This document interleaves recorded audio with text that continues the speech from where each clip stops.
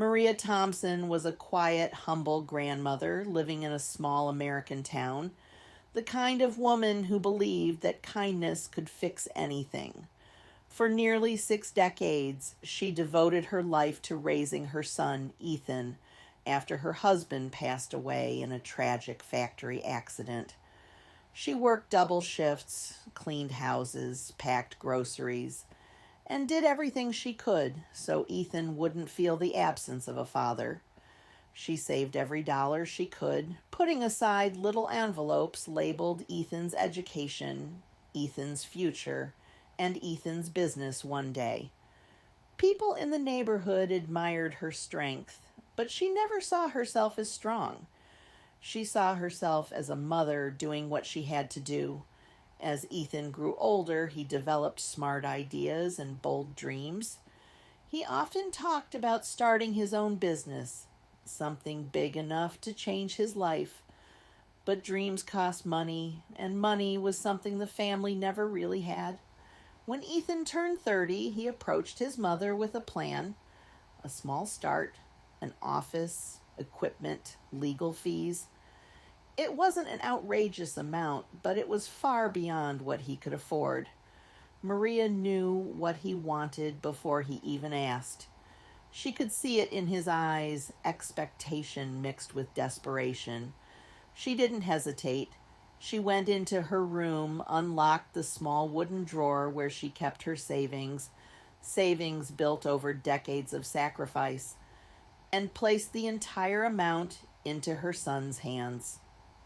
The money she collected for her old age, the money she saved for emergencies, the money she saved so she could someday rest. She gave it all away with a smile. For her, helping her son was worth more than any personal comfort. Ethan hugged her with a promise. "Mom, once I build this business, your days of working will be over. I'll take care of you. You'll never struggle again." Maria believed him with her whole heart. Months passed, and Ethan's business began to grow much faster than anyone expected. His marketing company became popular, clients poured in, and every week brought new success. Maria watched him rise with pride, even though she still worked at people's homes, cleaning kitchens, vacuuming floors, and folding laundry. She believed that soon he would tell her, "Mom, quit your job. I've got you now." But success changed Ethan, not suddenly, but slowly, like a shadow creeping across a wall. His calls became less frequent. His visits became shorter. Eventually, even his tone changed, colder, rushed, uninterested. Whenever Maria asked about his life, he would answer with clipped sentences: "Busy, Mom. Very busy." He stopped thanking her, stopped checking on her health, stopped remembering the sacrifices she made. But Maria never complained. She convinced herself he was overwhelmed. She believed he would come around. After all, a mother always finds excuses for her child, even when the world doesn't. Then one day, after months of silence, Maria visited his office for the first time. She wore her cleanest clothes, hoping to surprise him. But the real surprise waited for her. Posters on the wall showed Ethan smiling in a suit, shaking hands with wealthy business partners. His employees talked about his achievements, the new car he bought, the new house he was planning to move into. But when Maria stepped inside, Ethan's face stiffened as if her presence embarrassed him. "What are you doing here?" he whispered sharply, glancing at his staff. "I just wanted to see you and congratulate you," she said softly. He smiled tightly, guided her out of the room, and said he was too busy for an unplanned visit. She walked home slowly that day, her heart heavy but still hopeful. She told herself he was stressed, that he just needed time. But deep inside, something uneasy began to grow, a feeling she tried her best to ignore. Little did she know, the real heartbreak hadn't even begun. Weeks passed before Maria received another call from her son, but this time it wasn't for a visit, it was for money. Again. Ethan explained that he needed just a little more to secure a partnership deal. Maria didn't have much left, but she gave him what she could. A few months later, he asked again. She took small private cleaning jobs. She woke up earlier, slept later, and pushed her aging body past exhaustion to help him. Every time she handed him money, he said the same words. "You won't have to work much longer, Mom. This is the last time. Trust me." But it was never the last time. Eventually, she reached a point where she couldn't give anymore. One afternoon, when Ethan visited her tiny home, she finally gathered the courage to tell him. Her hands trembled as she said, "Son, I don't have anything left to give." Ethan's expression hardened instantly. Instead of understanding, he sighed in annoyance, as though she had failed him. "Mom, you know how important this is. Why would you say no now?" She tried to explain her situation, her unpaid bills, her worn-out shoes, the medications she could barely afford. But Ethan didn't listen. He left angrily, slamming the door behind him. From that day onward, he distanced himself completely. He didn't call. He didn't visit.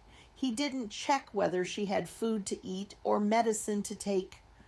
Maria continued working silently. She was too proud to tell anyone what she was going through, too loyal to admit her own son had turned his back on her.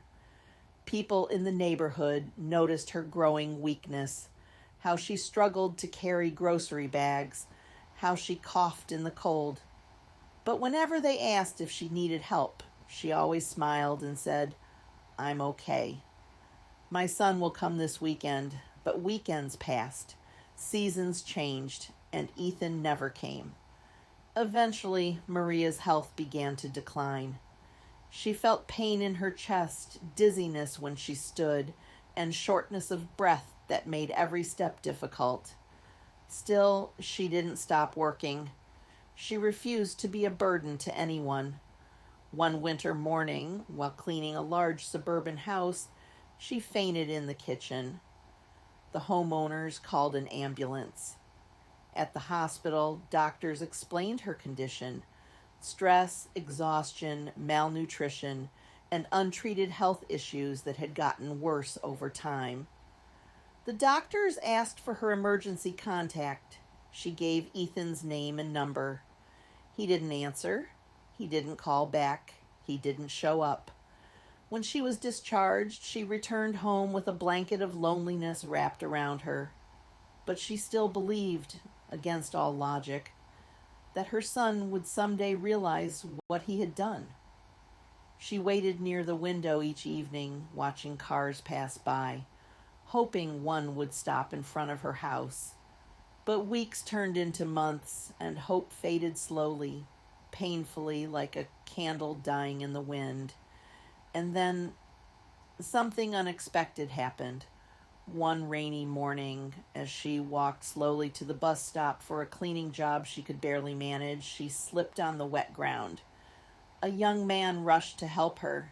His name was Daniel, a volunteer who delivered food to elderly people in the area. He noticed her weak condition and insisted on walking her home.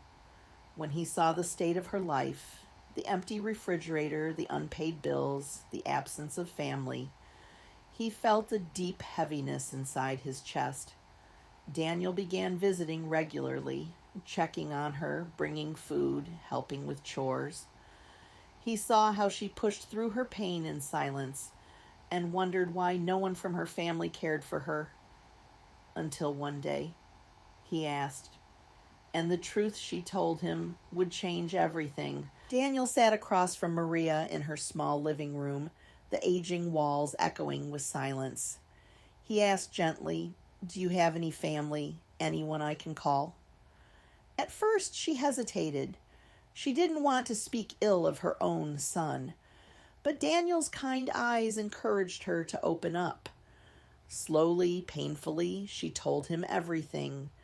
How she raised her son alone, how she gave him her entire savings, how he left her behind the moment success touched his hands. Daniel listened carefully, his jaw tightening with anger. He just left you? After everything you did? She nodded quietly. She didn't defend herself. She didn't defend her son. She just accepted everything as if it was her destiny Daniel couldn't accept, that he asked for Ethan's number, but Maria refused. I don't want to trouble him, she whispered. He's busy. Daniel realized this wasn't just heartbreak. It was denial mixed with unconditional love. She still hoped that Ethan would return, even after everything he had done. Over the next few months, Daniel visited her almost daily. He helped her get medical checkups, arranged medications, and convinced her to reduce her workload. Sometimes they would sit outside, watching people pass by. Daniel began recording stories from her life, not for the internet, not for fame, but because he believed her voice deserved to be heard. But fate had other plans.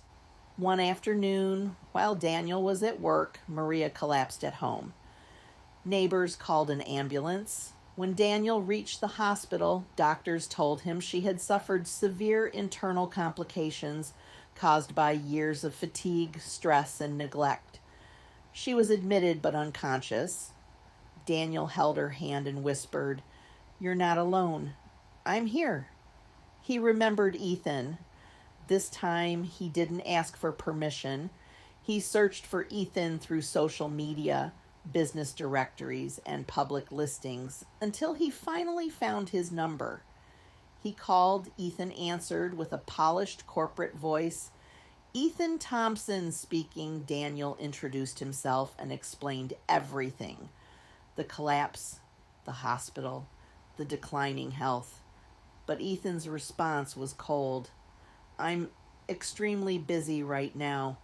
I'll try to visit later." Daniel felt a fire ignite inside him. "Your mother might not have later. She needs you." Now Ethan sighed. "She's being dramatic. She always does this." "I'll send money." Daniel's voice sharpened. "She doesn't need your money. She needs you." But Ethan didn't care. He ended the call. Days passed and he still didn't show up. Maria slowly regained consciousness, but her body was weaker than ever. She looked around and whispered, "Did Ethan come?" Daniel shook his head gently. She didn't cry, but her silence was louder than any scream. She simply stared at the ceiling and whispered, "Maybe he's busy." Daniel felt a deep heartbreak for her, a heartbreak she had carried alone for years. One evening, he brought his camera and asked, "Can I record your story?" "Not for the world. But so one day, someone will understand the truth."